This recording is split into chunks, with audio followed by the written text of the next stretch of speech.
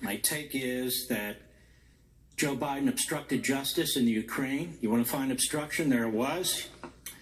And my take is that he blackmailed that government to get that prosecutor removed, and not just to protect his son, but to protect his future run for president of the United States.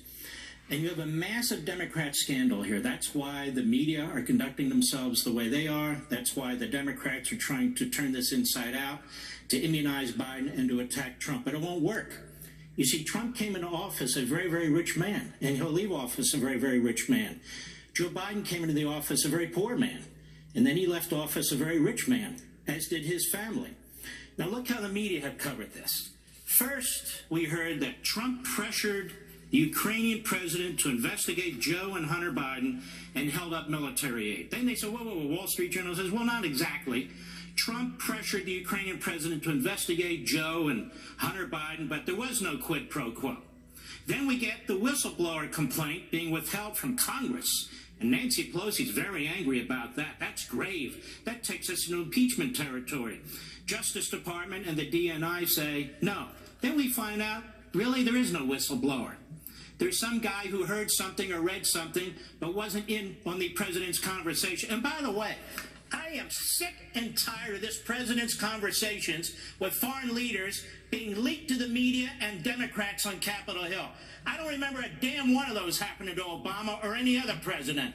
Our president has to be able to speak to other heads of state without this kind of tyranny taking place. Now, Ukraine, through their foreign minister, denies that Trump pressured them, but you see, it doesn't fit the narrative. Now, let's look at what took place with Biden. And by the way, we need a special counsel. I have an idea.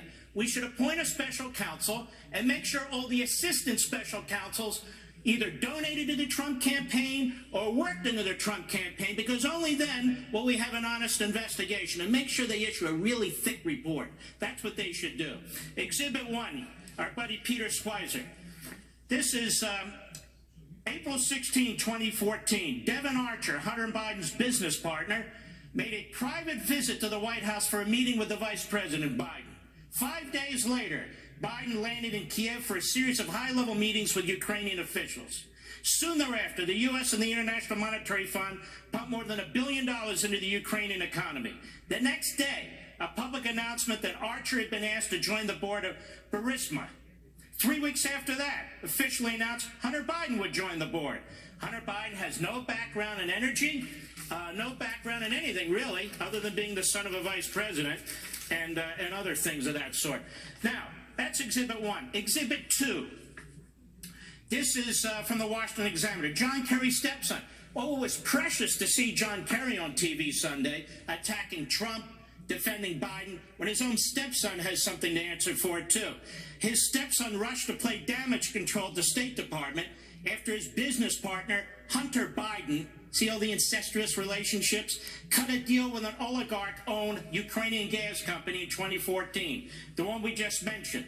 An email released to the Washington Examiner shows that Biden's decision to join the board of this Ukrainian company sparked immediate concern within his inner circle about the political optics.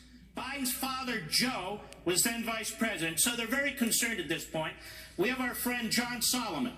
Biden, they made no mention of his son in his 2018 speech that you saw in the video there, where he says he stepped in. Hunter Biden's appointment to the board was widely reported, so in other words, everybody knew it. Now, I can go on and on and on, and here's the deal. Here's my problem. Where the hell are the Republicans in the Senate? Do you know we control the Senate? Do you know we control the Senate Intelligence Committee? Our good friend Lindsey Graham, are you not chairman of the Senate Judiciary Committee? Then why the hell aren't you issuing subpoenas like Elijah Cummings? Why the hell aren't you issuing subpoenas like Jerry Nadler and all the rest of them? Why aren't you getting to the bottom of this? You have real, live corruption, obstruction, blackmail. That's what Ukraine. Wait till we get to China. $1.5 billion. I don't care what the media think. See that over my shoulder on freedom of the press? We know that they're incapable of covering this because of their ideology, but the truth shall set us free. I understand what the Democrats are doing in the House.